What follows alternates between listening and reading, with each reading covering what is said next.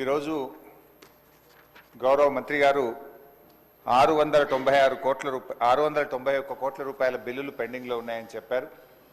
రాష్ట్రంలో మీరు చూస్తే అధ్యక్ష, బడా కాంట్రాక్టర్లకు మాత్రం బిల్లులు వస్తున్నాయి. చిన్న కాంట్రాక్టర్లకు ఇప్పుడు ఒక సంవత్సర కాలం నుంచి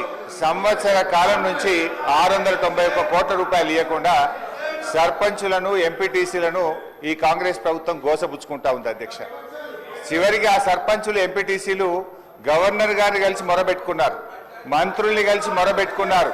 చలో అసెంబ్లీ కార్యక్రమానికి వస్తే వాళ్ళను అరెస్ట్ చేసి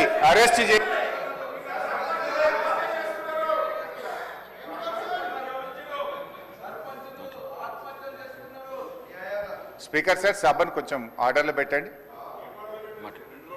స్పీకర్ సార్ 2 రోజులు మొన్ననే ట్రైనింగ్ ఇచ్చింది, ఇదేనా సార్ ట్రైనింగ్? సార్ అధ్యక్ష, బీఆర్ఎస్ పాలనలో తెలంగాణ పల్లెలు అద్భుతంగా కేసీఆర్ గారి నాయకత్వంలో తీర్చిదిద్దబడ్డాయి. పల్లె ప్రగతి, పట్టణ ప్రగతి అనే కార్యక్రమం పెట్టి ప్రతి నెల పల్లె ప్రగతి కింద గ్రామాలకు 275 కోట్లు ఇచ్చాం, పట్టణ ప్రగతి కింద 150 కోట్ల రూపాయలు ఇచ్చాం.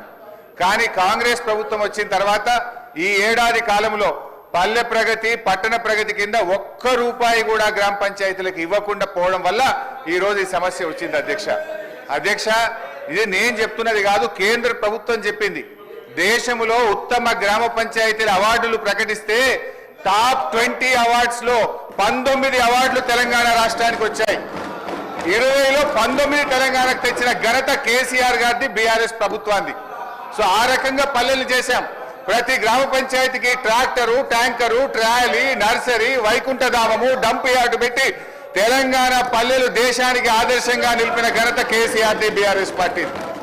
అధ్యక్ష, మేము గౌరవనీయులు మంత్రి గారిని కోరేది ఒక్కటే, ఇవాళ ఈ ప్రభుత్వం వచ్చిన తర్వాత ఎస్ఎఫ్సి నిధులు విడుదల కావట్లేదు. ఈజీఎస్ నిధులు కేంద్ర ప్రభుత్వం ఇచ్చినా డైవర్ట్ చేసినారు.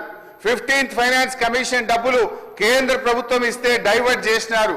జీపీ జనరల్ ఫండ్ కూడా వాళ్ళ డబ్బులు వాళ్ళు ఖర్చు పెట్టుకోవడానికి కూడా ఫైనాన్స్ నుంచి క్లియరెన్స్ ఇయ్యక, చెక్కులు పాసుగాక ఇవాళ సర్పంచులు ఆత్మహత్య చేసుకునేటువంటి పరిస్థితి వచ్చింది.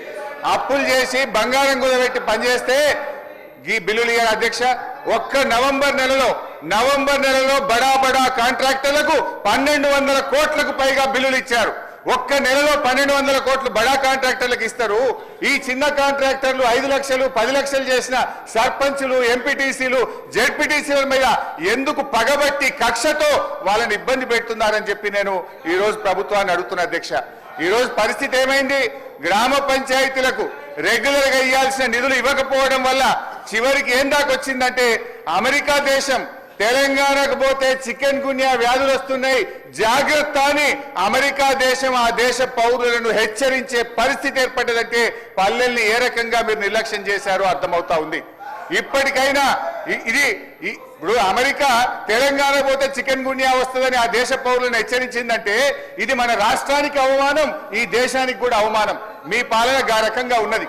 సో దయచేసి మేము కోరేది ఒక్కటే అధ్యక్ష, వీళ్ళు బిల్లులే కాదు అధ్యక్ష, ఎంపీటీసీలు, సర్పంచులు, జెడ్పీటీసీలు దిగిపోయి 9 నెలలైంది, ఇంకా వాళ్ళ జీతాలు కూడా పెండింగ్లు ఉన్నాయి. 1వ తారీఖు జీతం ఇస్తామని చెప్తారు. జెడ్పీ చైర్మన్లకు, జెడ్పీటీసీలకు, ఎంపీటీసీలకు దిగిపోయి 9 నెలలైనా 3 నెలల జీతాలు పెండింగ్ ఉన్నాయి అధ్యక్ష. ఆ జీతాలు ఇయరైతే పనిచేసిన దానికి బిల్లులు ఇయరైతే వాళ్ళు మిత్తిలు కట్టలేక, అప్పులు కట్టలేక ఇవాళ చాలా బాధల్లో ఉన్నారు. నేను సూటిగా మంత్రి గారిని అడిగేది ఒక్కటే, దయచేసి త్వరలో ఇస్తాము, తొందరలో ఇస్తాం కాదు అధ్యక్ష, స్పష్టమైన డేట్ చెప్పి గ్రామ పంచాయతీ ఎన్నికలు మీరు పెట్టబోతున్నారు, ఆ లోపు వాళ్ళ బిల్లులన్నీ కూడా క్లియర్ చేయాలని చెప్తా ఉన్నాం. మీ దాంట్లో ఏం చెప్పింది అధ్యక్ష? ఈరోజు ఇది మీ మేనిఫెస్టో, కాంగ్రెస్ పార్టీ మేనిఫెస్టోలో ఏం చెప్పింది అధ్యక్ష? రాజీవ్ గాంధీ గారు తెచ్చిన 73, 74 రాజ్యాంగ సవరణ ప్రకారంగా మీరు గ్రామ పంచాయతీలను బలోపేతం చేస్తామన్నారు, నిధులు విడుదల చేస్తామన్నారు. కానీ మీరు అదేది కూడా చేయకుండా ఇవాళ మోసం చేస్తున్నారు.